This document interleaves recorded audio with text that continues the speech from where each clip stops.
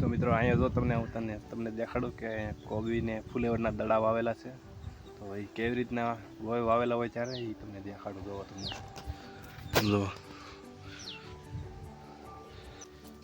જે અમે ડુંગળી ખાઈ છીએ એ ખેડૂતનું છે નહીં કાંઈ, એટલે આપણે કંઈ એની હળી કરાય નહીં. તો હેલો નમસ્કાર મિત્રો, તો કેમ છો બધાએ? મજામાં? આશા કરું છું કે તમે બધાએ મજામાં થશે. તો સ્વાગત છે તમારું બધાનું મારા એક તમારી ડિસ્ટ્રિક્ટ બ્લોગમાં. તો અત્યારે બપોરનો ટાઈમ થઈ ગયો છે અને બપોરના અત્યારે 12 વાગ્યા છે. જો તમને દેખાડું, એટલે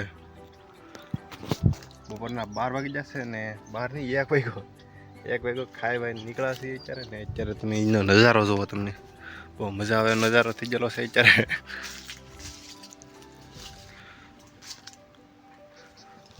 તમને ખબર છે કે હું થોડાક દિવસ પછી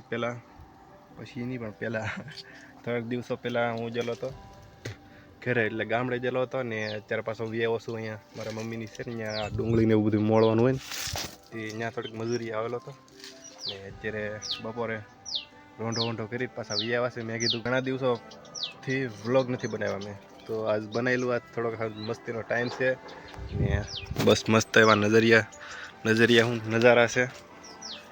જોવા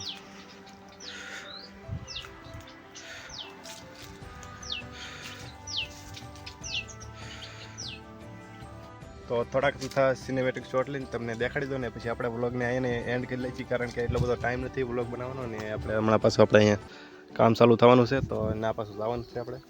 તો ચાલો તમને સિનેમેટિક શોટ દેખાડું.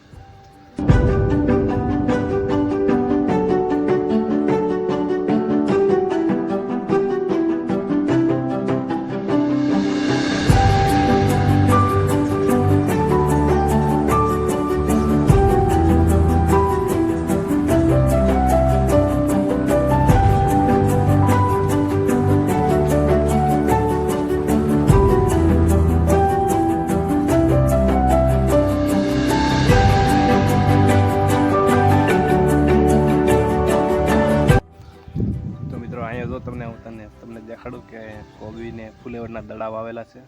તો એ કેવી રીતના વાવેલા હોય ત્યારે એ તમને દેખાડું. જોવો તમને આ છે ફુલેવર. આમાં ઉગેલું નહીં બહુ, પણ અહીંયા છે ને ત્યાં ઉગેલા છે. જો ફુલેવર છે, ફુલેવર ને અહીંયા કોબી નાખેલી છે લાડ બધી. જોવા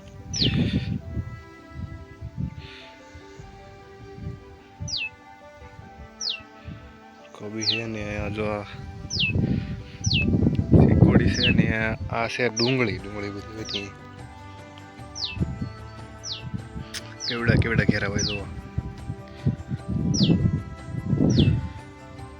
તો મિત્રો તમને હવે ગાજર દેખાડું છું. ગાજર ઉગેલો છે અહીંયા. ગાજરનું ઝાડવું છે કંઈક છોડ ને ક્યાં તો નહીં, કેમ કે આપણા ખેડૂતનું નથી. જે અમે ડુંગળી ખાઈ છીએ એ ખેડૂતનું છે નહીં કાંઈ, એટલે આપણે કંઈ એની હળી કરાય નહીં. તો હવે આપણે અહીંથી ઓલી બાજુ ભાગીશું ને કરે તો ખાય છે ને તો કહે તો ખોટું રહે, એટલે ભાગીએ આપણે ઓલી બાજુ. ને આમ જોઈએ તો પૂરું થવા એવો ટાઈમ હતી.